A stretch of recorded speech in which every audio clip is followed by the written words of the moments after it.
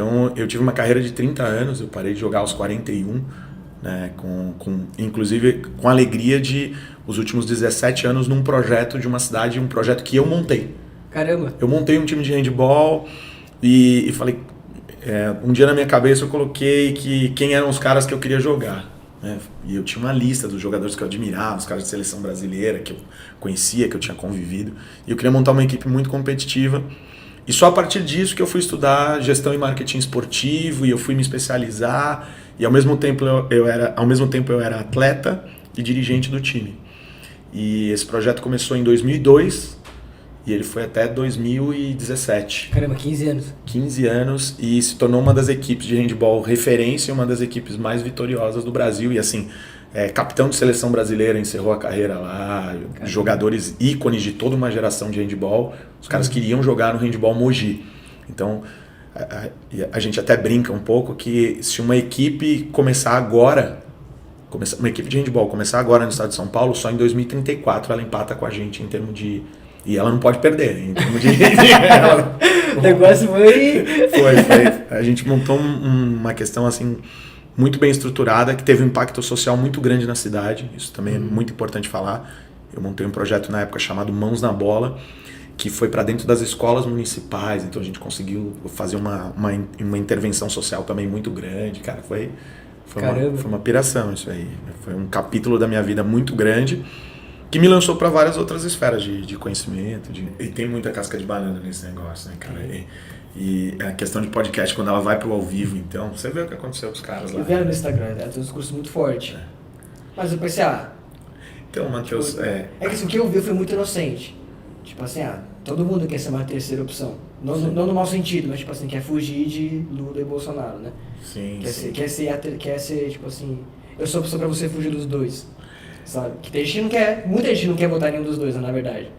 Vai votar no menos pior. É que a parada tá... Não sei nem se isso aqui vai... Editor, depois você vê aí. Depois você se vira aí. Se vira aí que isso aqui, o papo já tá indo pra esse lugar. Mas eu tô escrevendo um livro, né? Eu tô terminando um livro sobre isso. Não, o livro já tá numa reta final e o nome do livro é Enquanto Você Dormia. Legal. Cara, eu vou te dizer, essa ideia do livro surgiu numa conversa de política na sala do Theo.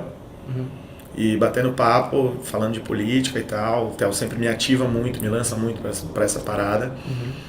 E sabe que eu sou dessa esfera, meu chamado tem a ver com isso. E aí ele falou, então você precisa escrever um livro. Caramba. E aí, é muito disso, né? E aí foi uma crise horrorosa, porque esse livro eu tô encaminhando para finalizar ele agora, mas eu já escrevi ele 4 vezes, porque eu termino, começo a revisar e eu falo, não, de novo. Mas é normal. Então, tipo, é um livro. E sempre mais sobre isso, né? Porque eu falo que... Por que é Enquanto Você Dormia? Eu traço 2 linhas do tempo. A linha do tempo da minha história, junto com os acontecimentos políticos da minha juventude, e tudo que aconteceu na política enquanto a igreja dormia. No Brasil funciona assim, o Matheus é um cara político, é um cara famoso, eu sou o inimigo do Matheus político, aí eu vou e protocolo uma denúncia contra o Matheus de um crime de corrupção, e eu coloco uma... Cadê o dinheiro? Cadê isso aqui? Cadê então, o Matheus rachadinha, o Matheus funcionário fantasma, o Matheus isso, aquilo e tal. E aí eu protocolo isso. A hora que eu protocolo isso no Ministério Público, um protocolo no MP, ele é tipo um boletim numa delegacia. Eu posso sair daqui e abrir um BO numa delegacia dizendo, o Matheus me deu um soco, me ofendeu, foi xenofóbico, homofóbico, tudo fóbico, e eu faço um boletim contra o Matheus. O delegado não vai vir aqui te prender, vai te chamar para te ouvir. Sim. Vai falar, Matheus, e aí? O Matheus vai falar, não, nada. Ele vai falar, então, pronto, encerrado o BO aqui. Reinaldo, você tem como provar? Não tenho. O delegado não vai chegar e falar sua palavra contra dele. Não, vai ser quem tem prova. Indício de autoria e materialidade. Reinaldo, você tem como provar que o Matheus fez isso? Não tenho. Matheus, e aí? Não fiz. Pronto. Ao acusante cabe o ônus da prova. Isso é um princípio do direito. Sim. Então, assim, se eu estou te acusando, eu tenho que provar que você está fazendo. Então, isso seria claro assim.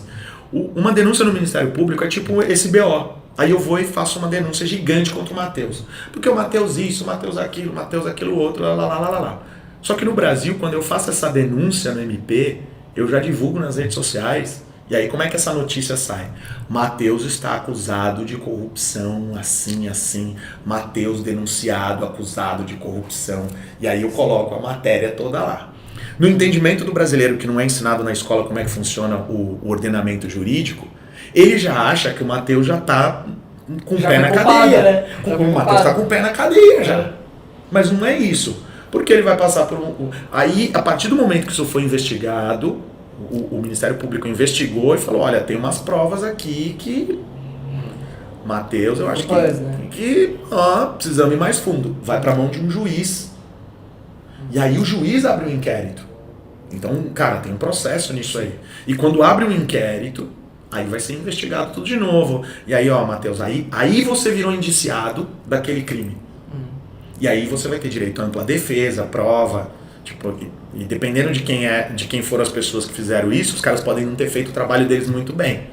Aí a minha prova é verdade esse bilhete, tá ligado? Escrevi com a mão, Matheus corrupto. E essa prova foi rodando até que uma hora o teu advogado de defesa pega e fala, vocês estão de brincadeira.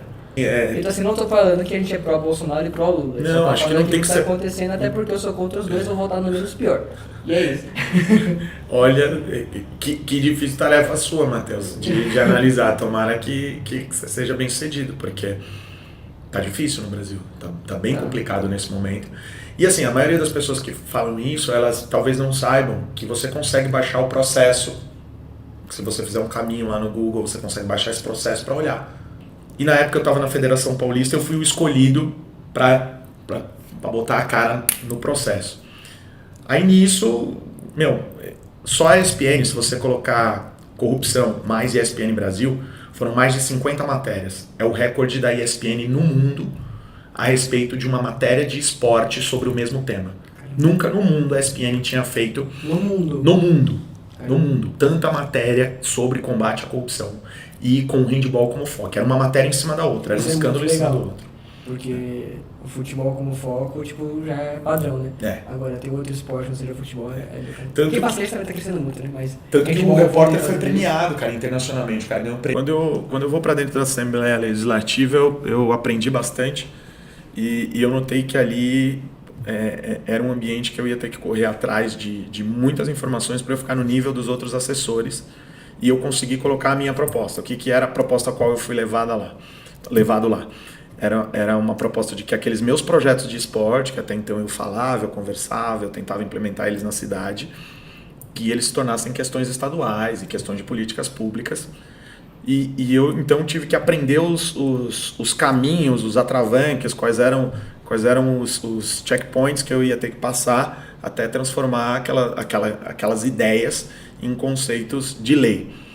Então eu tive que correr atrás de entender o regulamento da casa, né? Tipo, o regimento e como é que funcionava uma lei, até um momento em que eu já estava produzindo isso. E eu percebi que o esporte era só a minha ferramenta e que a política era muito mais ampla, e aí eu volto para aquele lugar lá de jovem, de fazer política macro, puxa, vamos falar de Brasil, vamos se envolver mais com candidatura, com partido, com todas essas coisas. E aí eu volto para esse lugar que, depois que eu fui perceber que eu nunca tinha saído, eu só coloquei o esporte como uma ferramenta. Legal. E assim, aí foram projetos de lei e muitas coisas que aconteceram de começar a influenciar no partidos. Então, tanto os 94 deputados que estavam na Lesp, eu tinha relacionamento com a maioria deles, daquela legislatura, quanto os que entraram depois em 2019. Então, às vezes eu clico letra D no meu celular e você fica uns 5 minutos lá, deputado, por conta dessa época de relacionamento, porque qual que era a minha pauta? O esporte, Matheus, ele pode ser uma solução para o Brasil. E talvez, assim, o que eu vou falar para você que já é do esporte, ou é professor de educação física, ou é boleiro, você vai falar assim, pô, você está falando óbvio. Mas você que não é do esporte, você talvez não tenha atinado para esse fato. Questão de violência. Né? Violência nas comunidades, violência nas periferias. Os lugares que têm projetos esportivos bem-sucedidos têm baixíssimos índices de envolvimento de jovem na criminalidade. O que é mais fácil? Você pegar um guri de 14 anos que está querendo comprar um tênis, está querendo comprar uma camiseta, ou ter uma motoca, e ensinar ele a atirar de fuzil, e ele virar, enfim, e trazer ele para o crime, Ou um cara de 30 anos que já tentou várias... O cara de 30 anos vai pegar outros caminhos, ele não vai... Não, tentei de tudo, agora eu vou virar bandido, vou virar traficante. Muito raro, o percentual é muito baixo. É muito relativo esse ponto, porque a gente tem que saber se posicionar. Em política, em religião. Porque, por exemplo, eu como cristão, pô, a gente... Como posso dizer... Vou falar um negócio aqui que você vai entender, o pessoal vai entender também. A disciplina do muçulmano inspira. Eu vou ter que orar em direção a não sei aonde, vou ter que fazer tal coisa. Eu não sei as práticas do muçulmano, tá? Mas tem várias aí que os caras, tipo, são muito regrados. Eles fazem, tipo, vou ter que fazer que merda. Não, tipo, os caras fazem por prazer. E aqui sabe? Você ficar insistindo pro cara ler a Bíblia. Você fala, mano, vamos ler a Bíblia, lê a Bíblia, vamos ler a Bíblia. E os caras já estão lendo o Alcorão pela 10ª vez, os caras oram 5 vezes no dia, os caras sabem o Alcorão de trás pra frente, realmente. Fora essa comparação de cristão com muçulmano, assim, ela é muito louca, fora que os caras não têm medo de morrer, né? Sim. Os caras têm uma consciência do paraíso que eles acreditam e de eternidade muito maior que a nossa. Tipo, até parece que quando a gente morrer vai ser só desintegrado, porque o cristão tem medo dessa morte terrena aqui. O cristão que tem a salvação já só pela fé, tipo... O viver em Cristo, morrer é lucro ainda não é uma revelação para todo mundo não, cara. E isso é muito louco. Crítica forte que a gente fez agora pro cristianismo, né? Foi, né? Pesado, mas tipo, a gente é de casa, a gente pode se autoavaliar nesse sentido. Não tem muito o que fazer, a realidade não vai chegar e esconder isso, porque a gente tá generalizando e não acontece muito. E eu acho que a igreja tá amadurecendo até nesse sentido, de ser menos apegada a essa realidade aqui, porque o conceito... Tem quebrado tabus também. O impacto disso eu me alegro muito, né? E aí na questão de marketing político e estratégia política, eu vou citar uma coisa. Eu estava como diretor no... Não, eu ainda não estava como diretor no Centro Olímpico, eu estava como chefe da assessoria técnica e eu consegui passar um projeto de lei que o ex-prefeito Bruno Covas, ele assinou, ele tinha acabado de sair da UTI, da primeira vez que ele foi para a UTI, ele assinou ainda no hospital esse projeto. E é um projeto-lei que teve muito impacto no esporte universitário. O que era essa minha ideia? De que todas as atléticas que comprovarem trabalho social,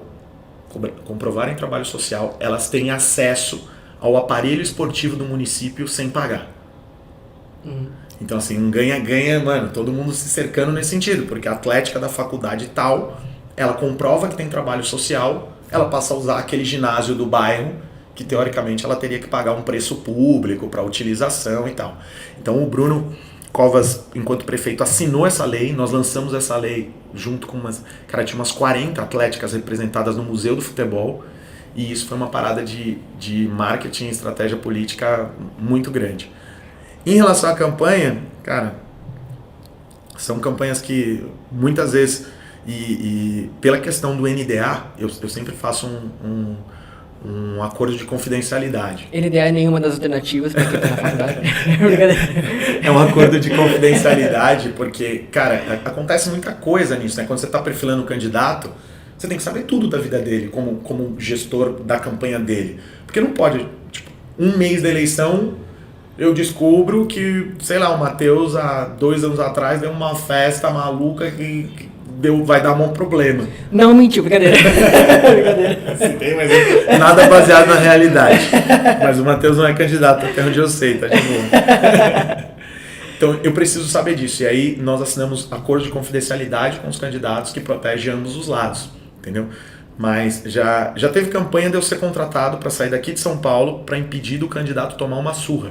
Nossa. O cara, assim, foi uma coisa interessante que eu tive que sair daqui de São Paulo, encontrar a equipe do cara e eu tinha 15 dias numa eleição para prefeito para impedir que o cara tomasse um rolo compressor, porque todas as pesquisas mostravam que o cara, mano, ia ser dizimado.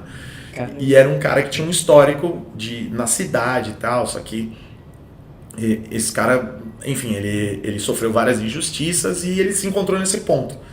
E aí ele montou uma campanha baseada no que ele tinha feito antes, chega um momento da campanha faltando um mês para a eleição, ele olha as pesquisas e fala, nossa, você varrido da política daqui.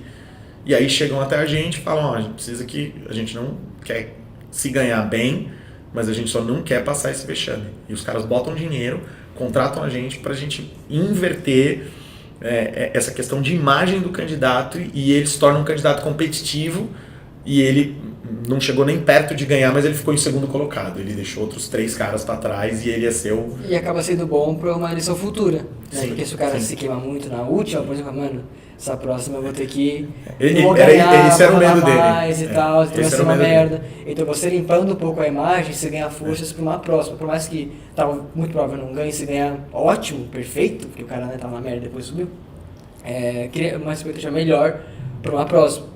Sim, está acontecendo, só que vai ser uma questão muito diferente. Por quê?